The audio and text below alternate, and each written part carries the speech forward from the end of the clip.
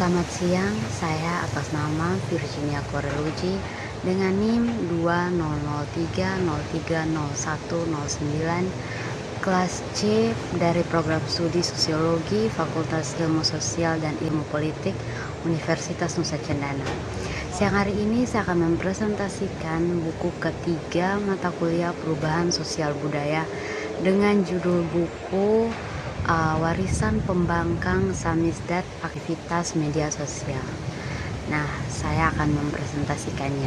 Selamat menyaksikan. Warisan Pembangkang Samizdat Aktivisme Media Sosial.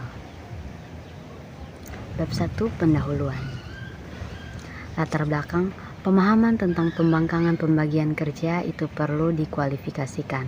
Pertama, sebelum Profederasi Jaringan Samizdat, para pemikir pembangkang memiliki banyak saluran yang mapan untuk menyuarakan pemikiran mereka. Jurnal Emikultural yang berbasis di Paris dan Radio Free Europe menjadi paling banyak menonjol di antara mereka.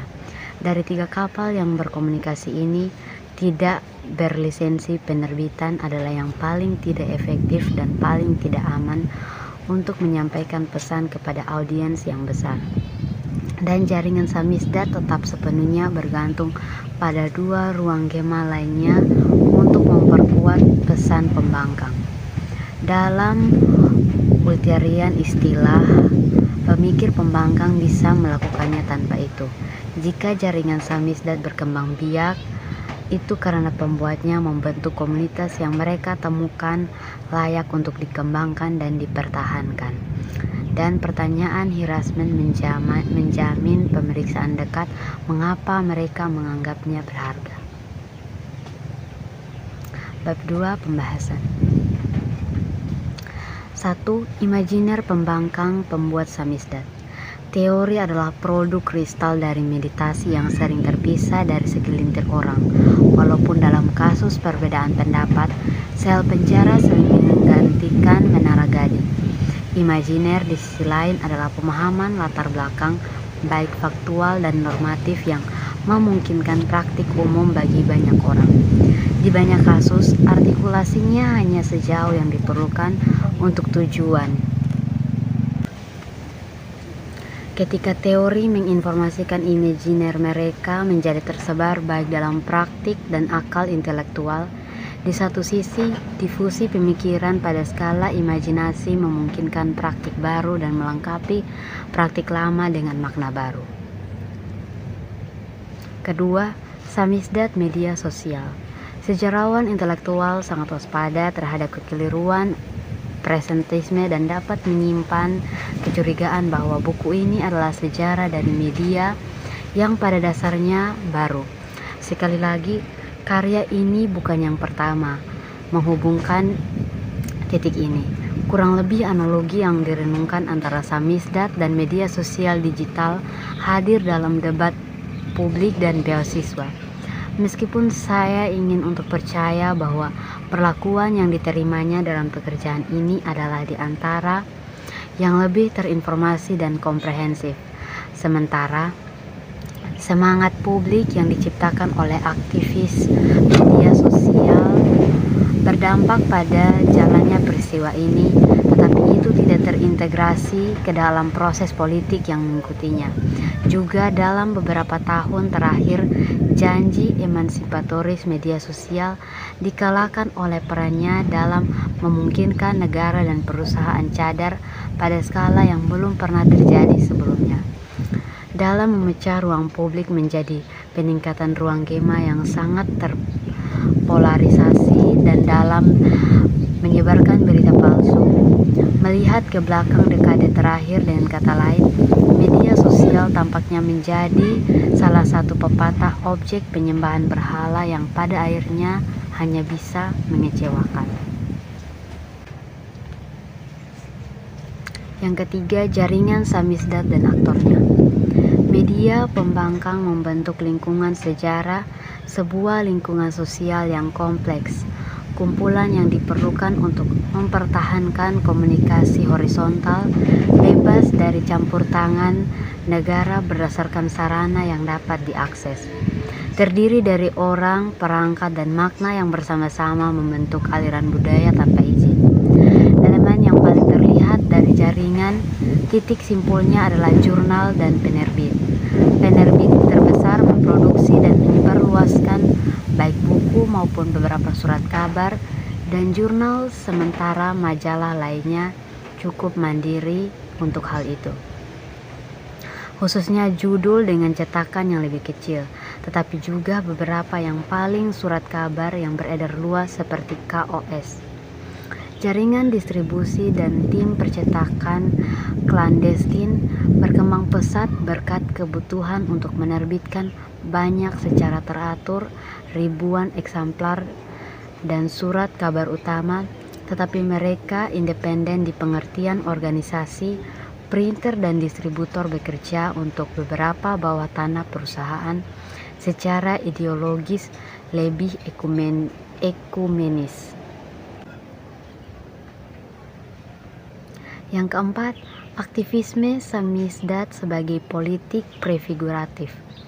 Sejak awal gerakan penerbitan independen di Polandia, prefiguratif bertujuan untuk membangun komunitas perbedaan pendapat seputar praktik kebebasan berbicara, sama pentingnya dengan tujuan strategis untuk mematahkan monopoli negara atas informasi dan sirkulasi budaya.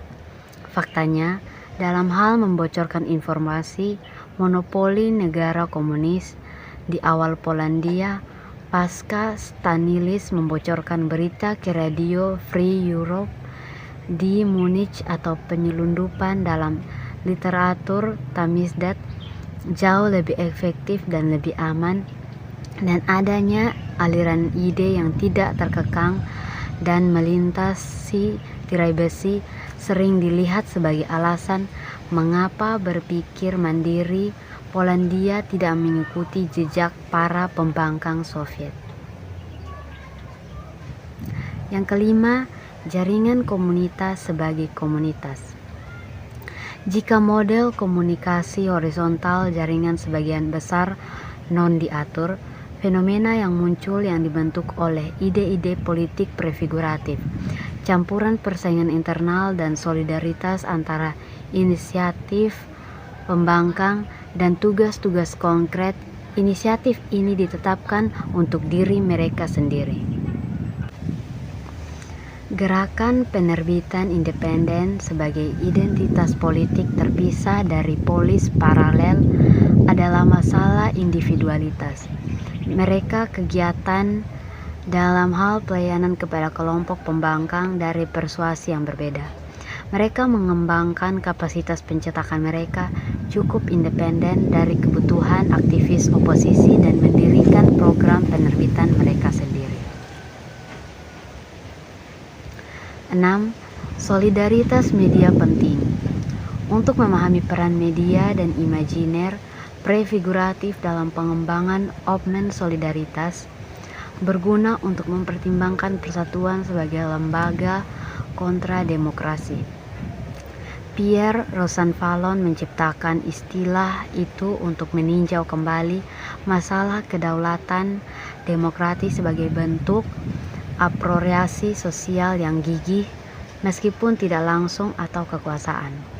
Kontra demokrasi tidak berarti bertentangan dengan demokrasi, melainkan menangkap contoh penemuan intelektual dan institusional yang bertujuan untuk memperbaiki kekurangan rezim demokrasi perwakilan. Dari kesenjangan antara legitimasi prosedural dan kepercayaan sipil, yang Rosanvallon dianggap konstitusi untuk politik modern, muncullah bentuk-bentuk pengawasan, pencegahan, dan penilaian, yaitu kekuatan ketidakpercayaan yang terorganisir. Bab 3 penutup. Sebagai kesimpulannya, pemahaman tentang pembangkangan pembagian kerja itu perlu dikualifikasikan.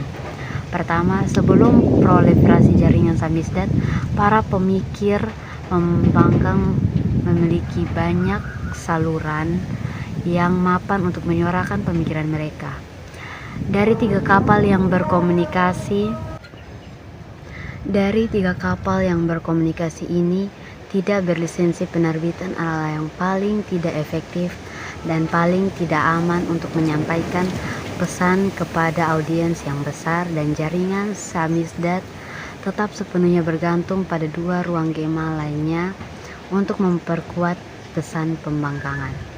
Sekian presentasi dari saya. Mohon maaf bila banyak kesalahan. Semoga bermanfaat. Terima kasih.